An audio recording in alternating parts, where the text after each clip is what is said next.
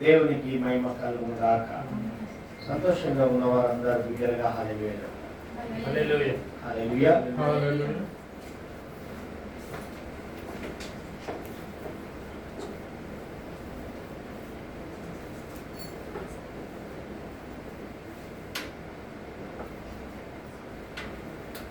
ప్రియమైన దేవుని సంగమా,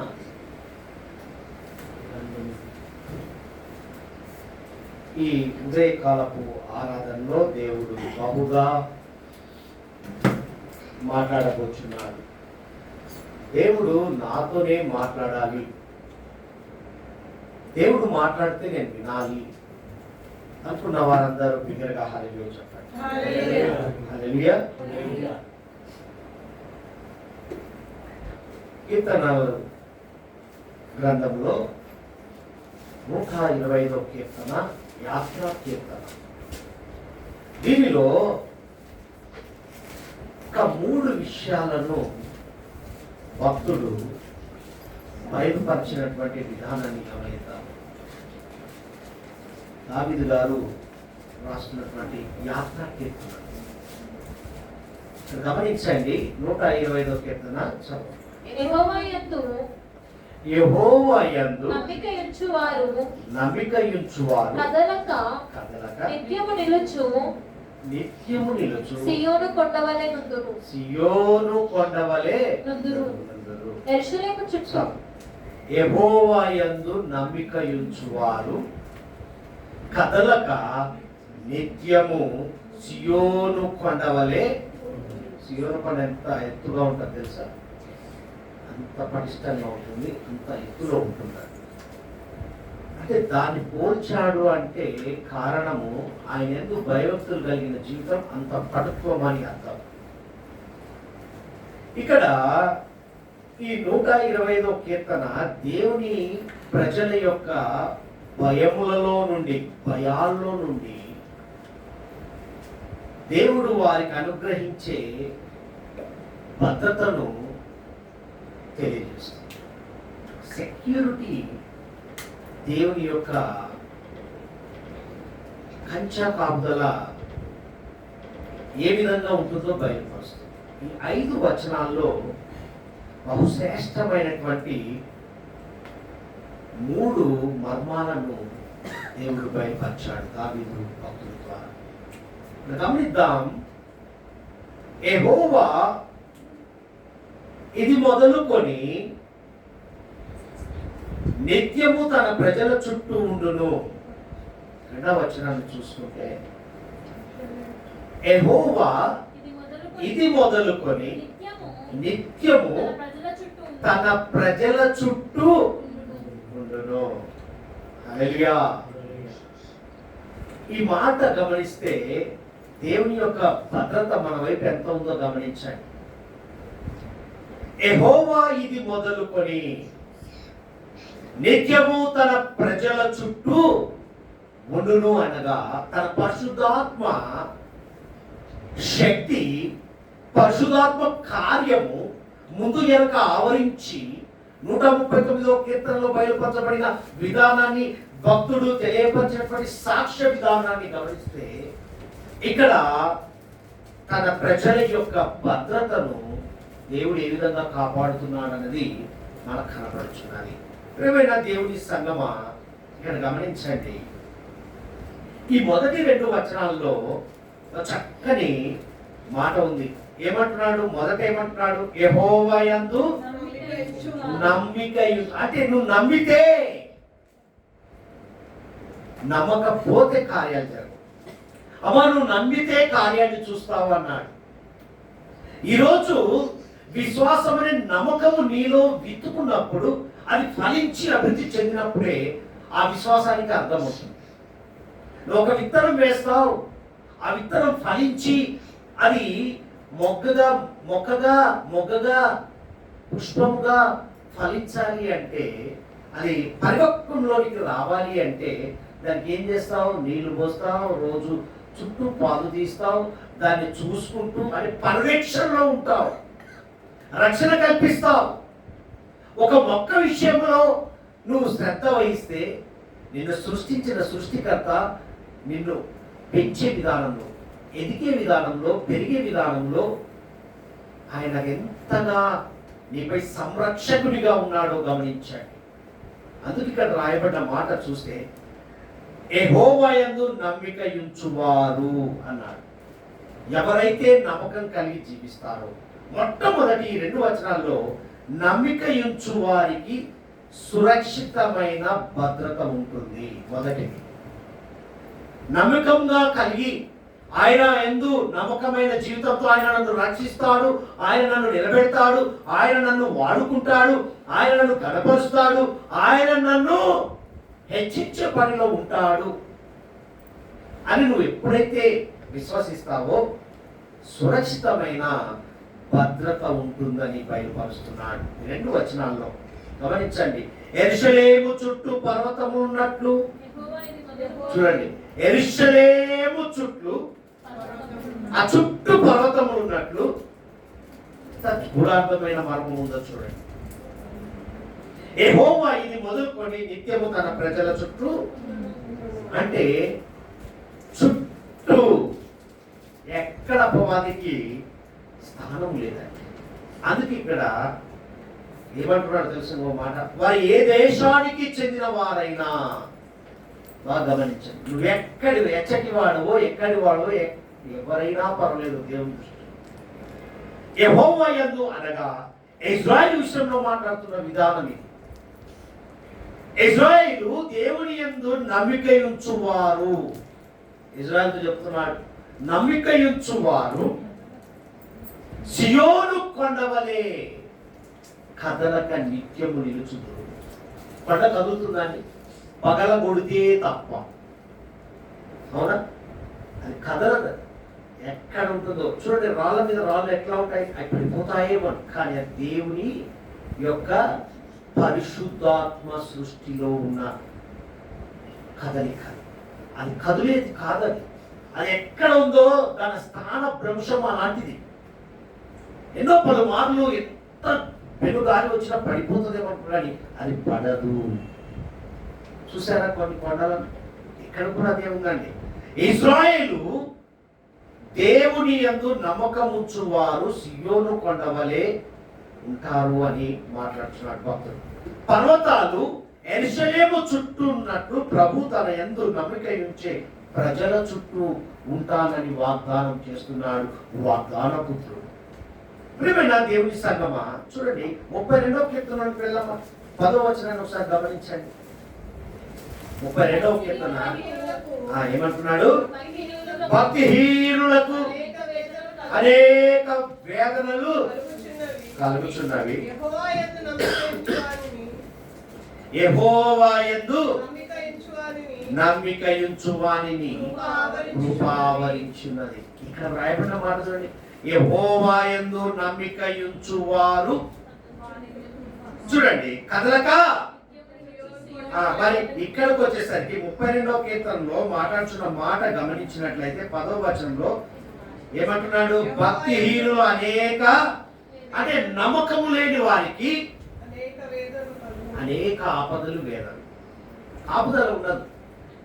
మరల కింద రాయబడిన మాట చూస్తే యెహోవా యందు నమ్మిక ఉంచు వానిని కృప ఎలా ఉందండి? ఆవరించి ఉన్నదండి. ప్రియమైన దేవుని సంగమా, ద్వితీయోపదేశకాండము 33వ అధ్యాయంలోకి వెళ్ళండి. అక్కడ ఒక సత్యాన్ని బయలుపరుస్తున్నాడు. భద్రత విషయంలో ఏ విధమైనటువంటి భద్రత కల్పిస్తున్నాడు. 33:27వ వచనాన్ని గమనించాం. శాశ్వతమైన దేవుడు, శాశ్వతమైన దేవుడు నీకు నివాస స్థలము. ఎవరండి? నీకు నివాస స్థలము. చూసారా? అంటే నిత్యము కదలని ఒకసారి వాగ్దానం ఇచ్చాడు అంటే మరల మాట తప్పని దేవుడు. మాట ఇస్తే మాట నెరవేర్చే గొప్పది. ఇక్కడ మాట్లాడుతున్న మాట నుండి, శాశ్వతుడైన దేవుడు నీకు నివాస స్థలము, నిత్యముగా నుండు పావులు నీ క్రింద నుండును, ఆయన నీ ఎదుట నుండి శత్రువును వెళ్ళగొట్టి హల్లెలూయా. ఆయన యందు నమ్మకం ఉన్న వారికి శాశ్వత దేవుడు సెలవిస్తున్న వాగ్దానం ఏ వాగ్దానం అంటే నిత్యముగా నుండు బావులు ఆశీర్వాదం నీ పాదముల క్రిందనే పెట్టాను. మరలా అంటాడు, ఆయన నీ ఎదుట నుండి నీ శత్రువును నమ్మకము కలిగి జీవిస్తే నీ శత్రువు నీ కళ్ళ ముందే పారిపోతాడు. హల్లెలూయా. యోహాను సువార్తలోకి వెళ్ళండి, 10వ అధ్యాయం 28వ వచనం చూడండి. భద్రత ఏ విధంగా బయటపరుస్తున్నాడు. 10వ అధ్యాయం 28వ వచనం. నేను వాటికి నిత్య జీవమును ఇచ్చుచున్నాను. వేటికి చదువు. గనుక అవి ఎన్నటికి నశింపవు. నశింపవు. ఎవడును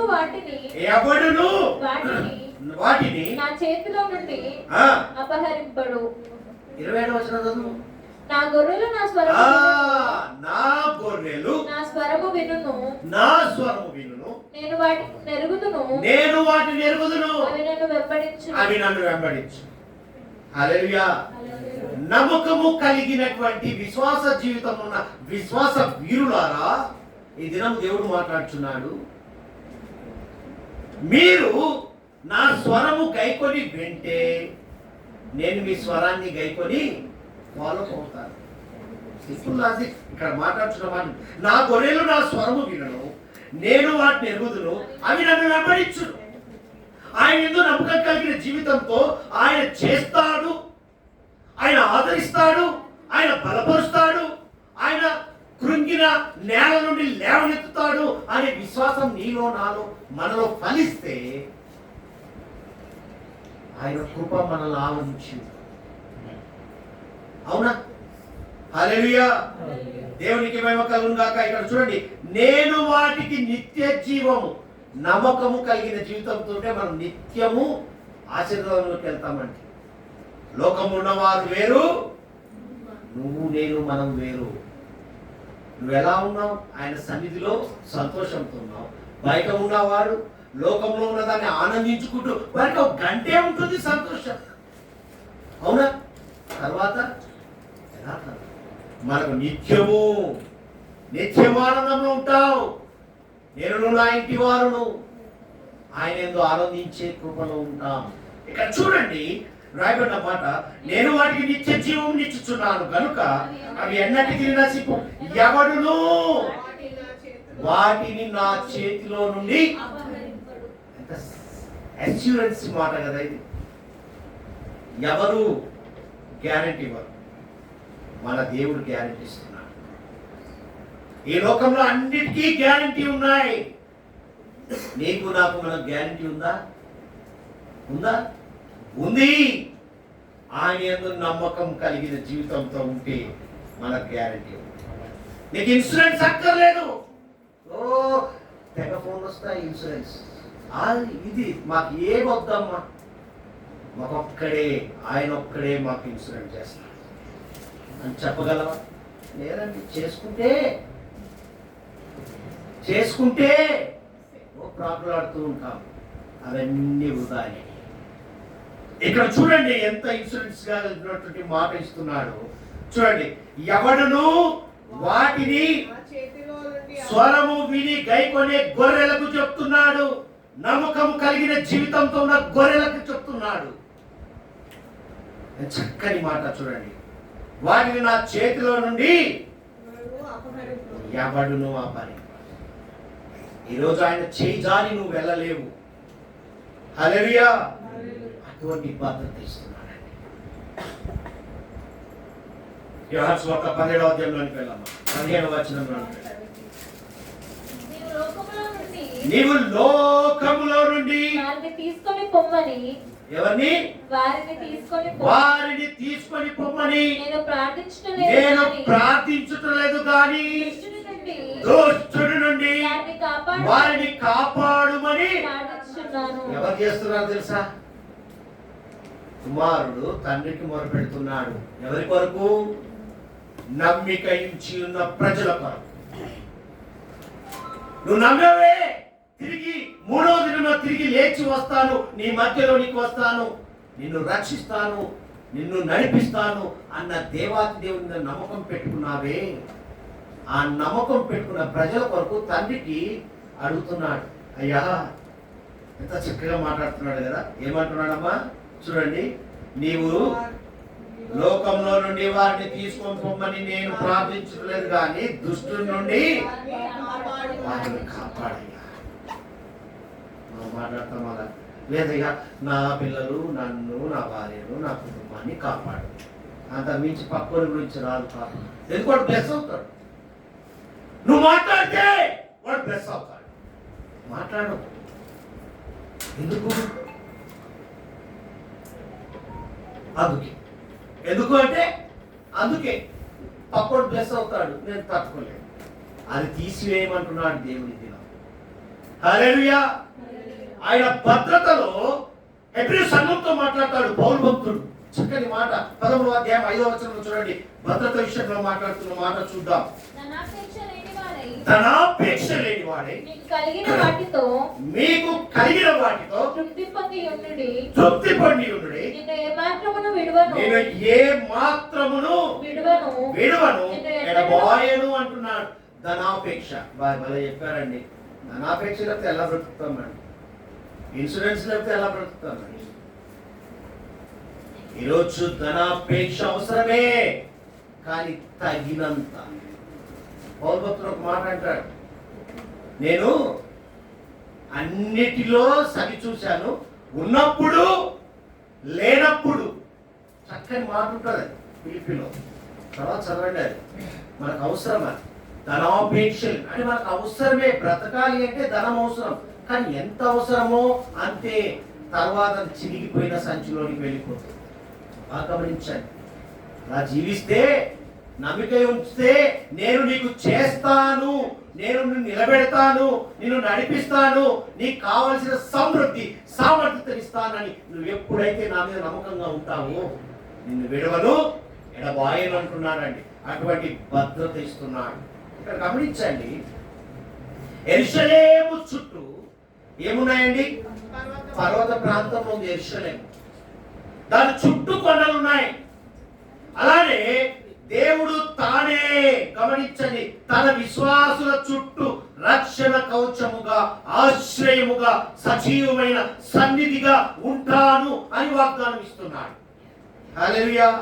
వారెన్నరూ నమ్మిక ఉంచిన ప్రజలను ఎన్నడూ విడిచిపెట్టను అంటున్నాడు. మనం ఏం చేస్తాం? కొంతవరకే పట్టుకొని వస్తాం. తర్వాత ఏం చేస్తాం? మనకు ఆయాసం కలిగిన కొంచెం మనకంటే ఎక్కువ కనపడ్డ వదిలేస్తాం. కానీ పక్షపాతి కాదండి. గొప్ప దేవుడు విడవను ఎడబాయను అంటున్నాడు. యూదా పత్రికలో ఒక మాట రాస్తాడు చూడండి. యూదాలో 1వ అధ్యాయంలో చూడండి. మొదటి ఒకటే ఉంటుంది. అది చక్కగా రాయబడిన మాట చదువు.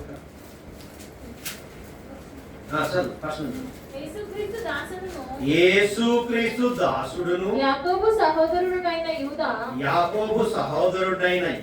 తండ్రి అయిన దేవుని యందు ప్రేమింపబడి యేసుక్రీస్తునందు భద్రము చేయబడి, చూడండి, యేసుక్రీస్తునందు భద్రము చేయబడి పిలువబడిన వారికి శుభమని చెప్పి వ్రాయినది. మీకు కనికరమును సమాధానము ప్రేమయు విస్తరించును గాక. ఆయన భద్రతలో ఉన్న వారికి ఏముంటుందంట? ఏముందండి అక్కడ? కనికరమును సమాధానమును. మనిషికి ఇంతకంటే ఏం కావాలండి? కనికరం కావాలి, సమాధానం కావాలి, ప్రేమ కావాలి. ఈ 3 కొత్త అయితే అనారోగ్యం వస్తుంది. ఏమొస్తుంది మనిషికి? సమాధానం లేకపోయినా అనారోగ్యమే, కనికరం లేకపోయినా అనారోగ్యమే, ప్రేమ లేకపోయినా. నా మీద ప్రేమ చూపెట్టాలి, అక్కడే వచ్చేసిన అనారోగ్యం.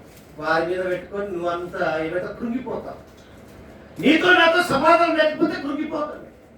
నీతో నాతో ప్రేమ లేకపోతే. మరి దేవుని విషయంలో గమనించండి, ఆయనతో మనము మమేకంగా లేకపోతే ఒకసారి ఆలోచించు. భద్రత విషయంలో మాట్లాడుచున్నాను. యెరూషలేము చుట్టూ ఉన్నటువంటి కాపుదల మనతో ఉండును గాక. యెహోవా యందు నమ్మిక ఉంచిన వారికి సురక్షితమైన భద్రతను ఉంటుందని వాగ్దానం ఇచ్చాడు మొదటి 2 వచనాల్లో. భక్తుడు తెలియపరుస్తున్నాడు. తన భద్రతను పొందుకున్న విధానములో అనుభవ రుచిని మన ముందు పెట్టాడు. హల్లెలూయా. చదవమ్మా 3వ వచనం చదువు. 125 3వ వచనం. నీతిమంతులు పాపము చేయుటకు తమ చేతులు చాపకుండునట్లు భక్తిహీనుల రాజదండము నీతిమంతుల స్వాస్థ్యము మీద ఉండును. హల్లెలూయా. ఏమంటున్నాడు అక్కడ? ఉండదు అంటున్నాడు. భక్తిహీనుల రాజదండము నీతిమంతుల స్వాస్థ్యం మీద వాడి ప్రమేయము ఉండదు అంటున్నాడు. రెండవది ఏంటో తెలుసా? నమ్మికయుంచు వారికి సురక్షితమైన స్వాస్థ్యము, వారసత్వం ఉంటుంది అంటున్నాడు. దేవుని యందు నమ్మకము కలిగి జీవిస్తే నీకు వారసత్వం ఆల్రెడీ ఆరంభంలో. నీవు నా సొత్తు అన్నాడు, నా ప్రజ అన్నాడు, నీవు నా బిడ్డవు అన్నాడు. సృష్టించిన క్రమంలో నేను నడిపించే విధానంలో చెప్పాడు. ఇజ్రాయేలు ప్రజలు నడిపించే విధానంలో వారు ఏం చేశారు? త్రోవ తప్పిన వారిగా ఉన్నారు. శేషం మిగిలిన ఇజ్రాయేలు ప్రజలతో మాట్లాడినట్టుగానే మనతో మాట్లాడుతున్నాడు. మారిన ఇజ్రాయేలుతో మాట్లాడుతున్నాడు. అంటే ఎవరిని? మనమే. మనతో మాట్లాడుతున్నాడు. విననొల్లని జనాంగముతో లోబడిని వారికి శ్రమ అన్న మాటలు చూస్తే మనము వినేవారిగా ఉన్నాము. ఆయన సన్నిధిలో ఆయన స్వరాన్ని విని గైకొనే వారిగా ఉన్నాము కాబట్టి మనకు భద్రతనిచ్చాడు. తర్వాత వారసత్వంలోనికి నడిపిస్తున్నాడు. మరొక అవకాశం ఇచ్చాడు. వారసత్వం అంటున్నాడు. ఇక్కడ ఏమంటున్నాడంటే ప్రజలు తమ భూ సంబంధమైన, అంటే మనం ఏం చేస్తున్నాం? భూలోకంలో జీవిస్తున్నాం. ఈ లోకంలో జీవిస్తున్నప్పుడు మనం ఏం చేస్తామంటే ఈ లోక సంబంధమైన స్వాస్థ్యముల గురించి కదా, ఈ లోకంలో జీవిస్తున్న వాటన్నిటి గురించి అనుభవించే విధానంలో మనం ఎల్లప్పుడూ చింతిస్తుంటాం. అవునా? సొంత ఇల్లు లేదు, బండి లేదు, కారు లేదు, కొత్త బట్టలు లేవు, రకరకాలుగా మన జీవిత విధానములు. అయితే మనకు అన్ని ఇచ్చాడు దేవుడు. అవునా? మనం ఎవరిమీ తక్కువ లేదు. ఎందుకు? ఐశ్వర్యం కలిగిన దేవుని కలిగి ఉన్నాం. హల్లెలూయా. ఇక్కడ గమనించండి. కానీ ఆ చింతిస్తున్న వారితో మాట్లాడుతున్న మాటలు గమనించండి. ఈ మధ్యాహ్నంలో ఆయన పరలోక స్వాస్థ్యము, వారసత్వాన్ని ఇస్తున్నాను అంటున్నాడు. హల్లెలూయా. పరలోక స్వాస్థ్యాన్ని ఇస్తున్నాను అంటున్నాడు. నువ్వు ఈ లోకంలో ఉన్న వాటి గురించి ఆలోచనలోకి వెళ్ళి దేవుని వైపు చూడకుండా జీవిస్తున్నావు. లోకము లోకము అంటున్నావు. లోకము పోకడే. లోకంలో ఏముందండి? నేత్రాశ, శరీరాశ, జీవపు డాంబం. అది ఉట్టి పోకడే. లోకంలో జీవిస్తున్నావు, లోకంతో నడవాలి, కానీ లోకంలో మమేకమై జీవించకూడదు. ప్రేమైన దేవుని సంగమా, ఇక్కడ గమనించండి. 89వ కీర్తనలో మాట్లాడతాడు. 22వ వచనానికి వెళ్ళమ్మా. స్వాస్థ్యం గురించి మాట్లాడతాడు. 89:22. ఏ శత్రువును అతని మీద, ఎతని మీద, ఎవరి మీద? ఆయన యందు నమ్మకం కలిగి జీవించిన వారి మీద, ఆయన భద్రత కలిగిన వారి మీద, వారసత్వం కలిగిన వారి మీద ఏమంటున్నాడు? ఏ శత్రువు. ఎందుకు? వినే స్వరం కలిగిన గొర్రెవు కాబట్టి. ఆయన స్వరాన్ని విని గైకొని ఆయన యందు నమ్మకం కలిగి జీవిస్తావు కాబట్టి ఏ శత్రువు అతని మీద జయమునందాడు.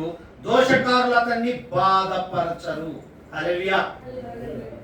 ఈ శత్రువు మీద విజయమే, నీకు బాధ అనేది కలగదు అంటున్నాడు దేవుడు. హల్లెలూయా. దేవునికి మహిమ కలుగును గాక. యెషయా ప్రవక్తతో మాట్లాడతాడు. 13వ అధ్యాయం 11వ వచనాన్ని ఒకసారి చూడాలి. వారసత్వంలోకి వెళ్ళాం.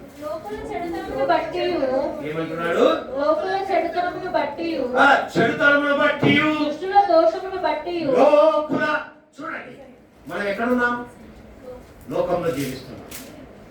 చెడుతనమును బట్టి దుష్టుల దోషమును దుష్టుల బట్టి దోషమును బట్టి నేను వారిని శిక్షింపబోచున్నాను. అహంకారుల అతిశయమును మాన్పించెదను, బలాత్కారుల గర్వమును అణచివేసెదను. హల్లెలూయా. నీ కొరకే, నా కొరకే, మన కొరకే వారసత్వంలో ఉంటే ఎంత సంరక్షత కలిగిస్తున్నాడు. సంరక్షకుని పని ఏంటండి? నీ మీద ఈగ వాలకుండా చేయడమే.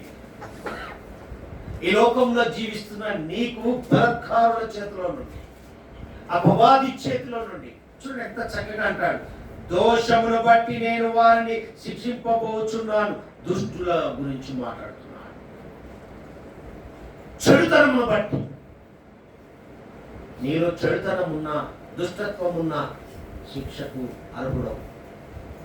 వాటిని తొలగించుకోమంటున్నాడు. ఎందుకు? ఆయన యందు నమ్మకం కలిగి ఆయన స్వరాన్ని విని గైకుంటున్నావు కాబట్టి, ఆయన స్వరమేంటో తెలుసు కాబట్టి, ఆయన ఎన్నడూ చెయ్యి విడవను ఎడబాయనన్నాడు కాబట్టి, ఇవి ఉంటే ఆయనకు ఆయాసమా? ఆయాసమేగా. దుష్టత్వము చెడుతనము ఉంటే ఆయనకు ఆయాసం. ప్రియమైన దేవుని సంగమా, బలత్కారుల గర్వమును అణచివేసేదను. నీ కొరకు చూడండి, బలత్కారుల గర్వాన్ని అణచివేస్తానంటున్నాడు. నీ మీద బలత్కారం ప్రయోగించేవారు, గర్విష్ఠుల ఎదుట నేను నిలబెట్టను అంటున్నాడు. నా అతిశయం నా దేవుడని చెప్పుకునే వారిగా నేను నిలబెడతాను. వారి అతిశయాన్ని వారు అనుసరించే వారిని ఏం చేస్తున్నాడు? ఏమంటున్నాడు అక్కడ? అహంకారుల అతిశయమును మాన్పెదను. శిక్షిస్తానంటున్నాడు.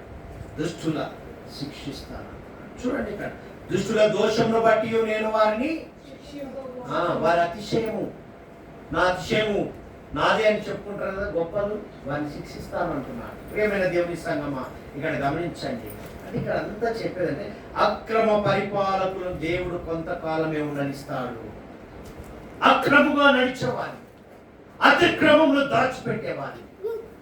ప్రియమైన దేవుని సంగమా, దుర్మార్గులు పరిపాలిస్తుంటే న్యాయవంతులు తాము కూడా చెడు దోవలు పట్టకుండా న్యాయంగా జీవించేవారు దుర్మార్గులు చేసే కార్యక్రమాలకు దూరంగా ఉంచుతానంటున్నాడు.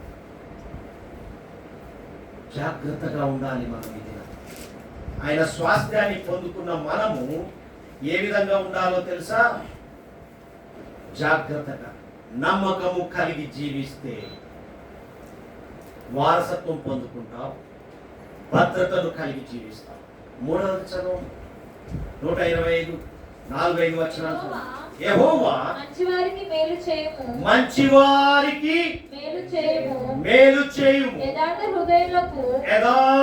హృదయులకు మేలు చేయుము, మేలు చేయుము, తమ వంకర త్రోవలకు తొలగిపోవు వారిని పాపము చేయు వారితో కూడా యెహోవా కొనిపోవును. ఇశ్రాయేలు మీద సమాధానముండును గాక. నమ్మకము కలిగిన వారికి ఈ 4-5 వచనాల్లో మాట్లాడుతున్న మాట ఏంటంటే, సురక్షితమైన భవిష్యత్ ఉంటుంది, భవిష్యత్ ప్రణాళిక ఉంటుంది. నువ్వు నమ్మకంగా జీవిస్తే నీ ఫ్యూచర్ ప్లాన్ డెవలప్మెంట్ చేస్తానంటున్నాడు దేవుడు. ప్రేమైన దేవుని సంఘం, దేవుడు ఇక్కడ మాట్లాడుతున్న మాట ఏంటంటే, ఈ 4-5 వచనంలో దేవుడు మంచి వారికి మేలు చేస్తానంటున్నాడు, చెడు చేసే వారిని తరిమి వేస్తాను అంటున్నాడు. తన ప్రజలకు సమాధానాన్ని, శాంతిని, నెమ్మదినిస్తాను అంటున్నాడు. ఎప్పుడు? ఆయన యందు నమ్మిక ఉంచితే, ఎక్కడ పోయినా, ఎన్ని మాటలు చెప్పినా, ఎన్ని రకాలుగా భక్తుల ద్వారా బయలుపరిచినా, నీతో నాతో మనతో మాట్లాడితే నమ్మకం కలిగి జీవిస్తే, నీకేది ఎన్ని విధాల ఉపమానాలు ముందు పెట్టినా కూడా అదే మాట్లాడుతున్నాడు. నమ్మకం కలిగి జీవిస్తే నీకు భవిష్యత్తు ఉంటుంది అంటున్నాడు, వారసత్వం ఉంటుంది అన్నాడు, భద్రత ఉంటుందని. మూడు విషయాలే ఈరోజు బయలుపరుస్తున్నాడు. ప్రియమైన దేవుని సంగమా, చూడండి 18వ కీర్తనలోకి వెళ్ళమ్మ, 25వ వచనం చూడు. 18వ కీర్తనలో భవిష్యత్తు గురించి మాట్లాడుతున్నాడు. 18వ కీర్తన 25వ వచనం ఏమంటున్నాడు? దయగలవారి ఎడల నీవు దయ చూపించుదువు, యథార్థవంతుల ఎడల యథార్థులుగా. ఎందుకన్నాడు? 4వ వచనంలో మాట్లాడిన మాటను బట్టి అన్నాడు. 124 యెహోవా మంచివారికి మేలు చేయి, యథార్థ హృదయులకు మేలు చేయి. అంటే ఏంటి? ఇక్కడికి వచ్చేసరికి దయగలవారి ఎడల నీవు దయ చూపించు, యథార్థవంతుల ఎడల యథార్థవంతుడిగా. నువ్వు యథార్థంగా నడిస్తే యథార్థంగా, సద్భావం గలవారి ఎడల నీవు సద్భావము చూపు, మూర్ఖుల ఎడల హల్లెలూయా వికటముగా శ్రమపడు వారిని నీవు రక్షించదము, గర్విష్ఠులకు విరోధివై వారిని అణచివేయు. హల్లెలూయా. చాలా ఎంత గొప్పగా మాట్లాడుతున్నాడండి. నువ్వు వస్తే ఏం తెస్తావు? మా ఇంటికి వస్తే నువ్వేం తెస్తావు? నువ్వు నమ్మకంగా ఉంటే, యథార్థంగా ఉంటే, సద్భావం కలిగి ఉంటే అన్నీ నీ వైపే చూపిస్తున్నాడు. మన వైపే చూపిస్తున్నాడు. నా సైడ్ నుంచి ఏం లేదండి. నమ్మకంగా ఉంటే అన్ని పొందుకుంటాం. నమ్మకం లేకపోతే, యథార్థత లేకపోతే, సద్భావం లేకపోతే, ఇక్కడ చూడండి ఎంత చక్కగా, మూర్ఖంగా ఉంటే సూటిగా మాట్లాడుతున్నాడు దేవుడు. నీకు భవిష్యత్ ప్రణాళికలోనికి భవిష్యత్తు ఉండాలి అంటే నువ్వు ఎలా ఉండాలి? యథార్థంగా ఉండాలి, సద్భావం కలిగినట్టుగా ఉండాలి, మూర్ఖంగా ఉండకుండా. ఎలా ఉండాలంట చూడండి ఏమంటున్నాడు? శ్రమపడే వారిగా, ఆయన శ్రమపడినట్టుగా శ్రమపడాలి. ఆయన శ్రమలో పాలిభాగస్తుగా జీవించాలి. ప్రేమైన దేవుని సంగమా, నా దీపము వెలిగించువాడవు నీవే, నా దేవుడైన యెహోవా నా చీకటిని నాకు వెలుగుగా చేయును. హల్లెలూయా. దావీదు అంటున్నాడు, నా బలమా. చూడండి, యెహోవా నా బలమా, నేను నిన్ను ప్రేమించుచున్నాను.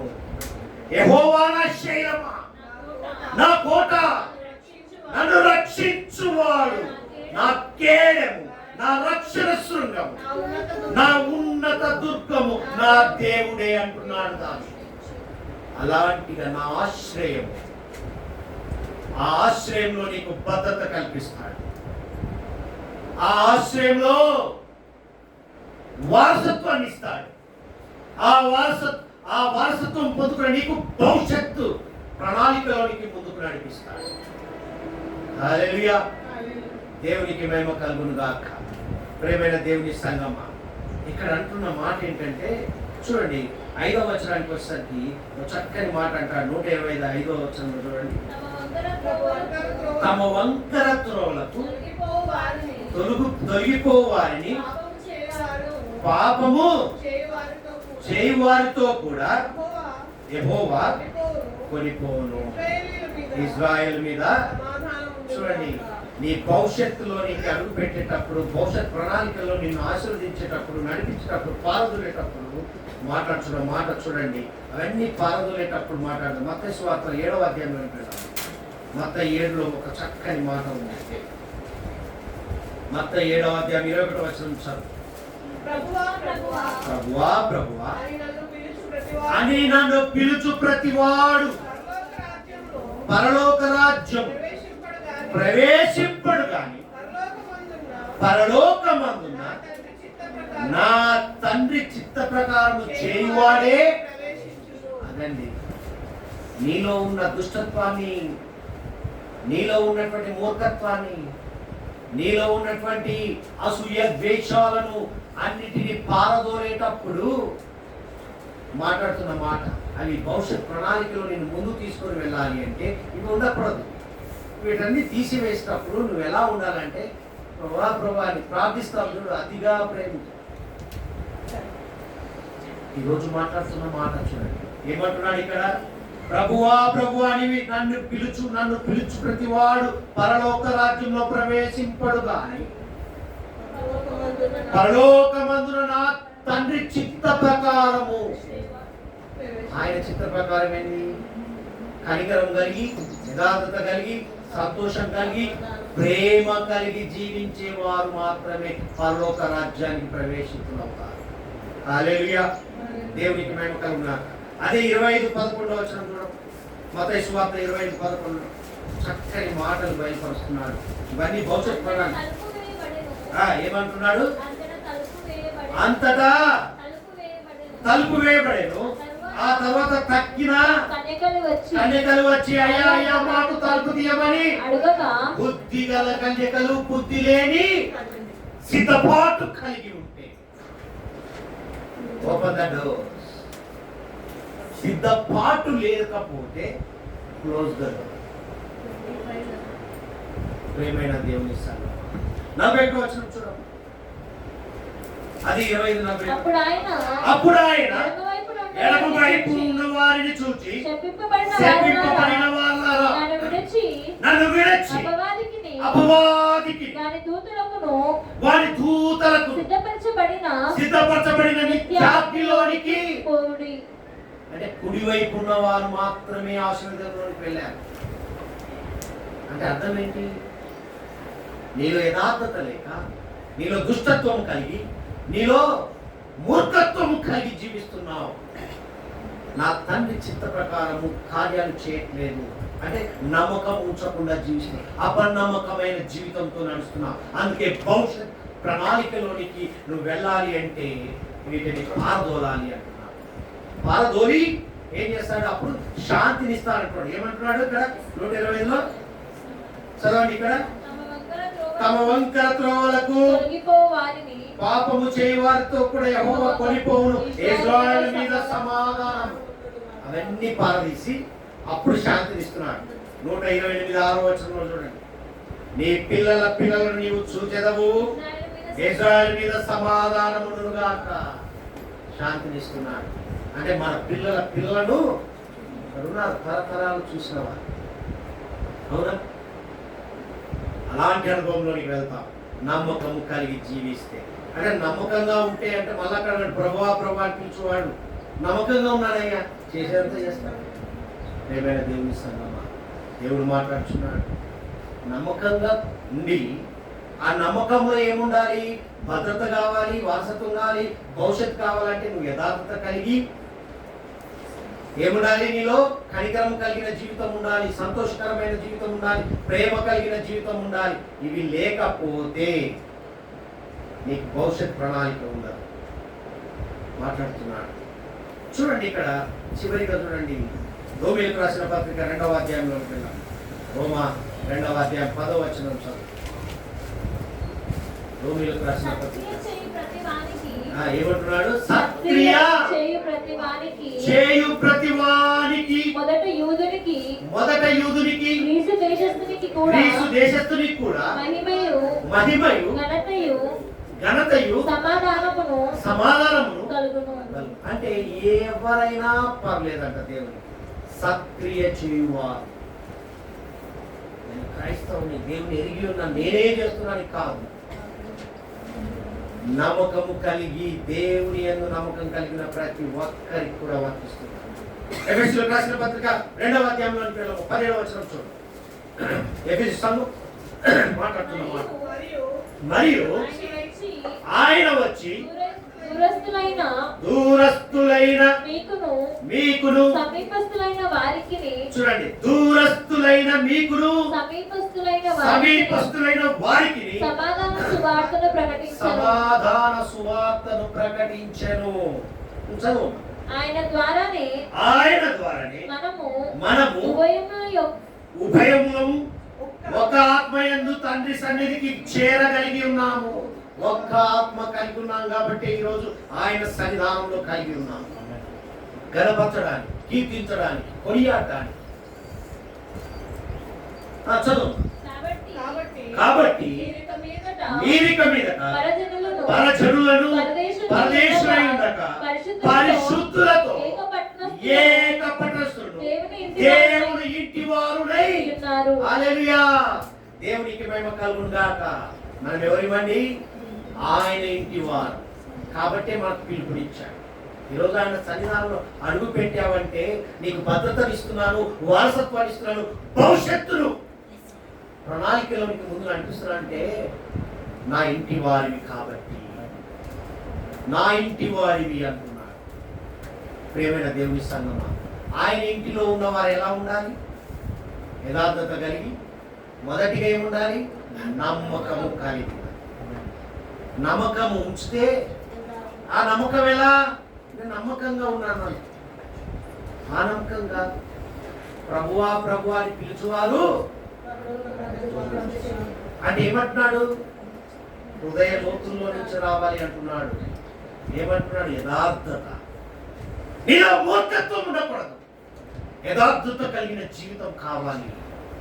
ప్రేమ కలిగిన జీవితం. నీ ప్రేమ ఇతరులకు తెలియపరచాల. నిలువని నీ కుటుంబాన్ని ప్రేమించి నాకు అనుసరించాలి. సంతోషం ఉండాలి. అప్పుడే ప్రకాశమైన వెలుగు ప్రకాశిస్తుంది. కనికరము చూపించే వారిగా ఉండాలి ఇతరుల పట్ల. అవి అప్పుడేది ఆయన స్వరాన్ని గొర్రెగాను కనపడాలి. అప్పుడే ఇవన్నీ మనం పొందగలం. అందుకే అంటాడు, ఆయన యందు నమ్మిక ఉంచకపోతే గమనించండి, మనకు భద్రత ఉండదు, వారసత్వం ఉండదు, భవిష్యత్తు ఉండదు. నమ్మకము కలిగి జీవిస్తే ఈ మూడు నీతో ఉంటాయి. అక్రమంగా నడిచే వారిని నీ ముందు వెనక పాల్గొంటారు. నీకు అన్యాయం చేసే వారిని, నిన్ను నష్టపరిచే వారిని నీ ముందు ఉంచను అన్నాడు. హల్లెలూయా. నీకు శాంతిని సమాధానమును ఇచ్చి ఏం చేస్తానంటున్నాడు?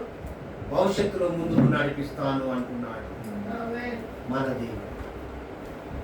ప్రభు ఇట్టి అనుభవం మనకు అనుగ్రహించును గాక.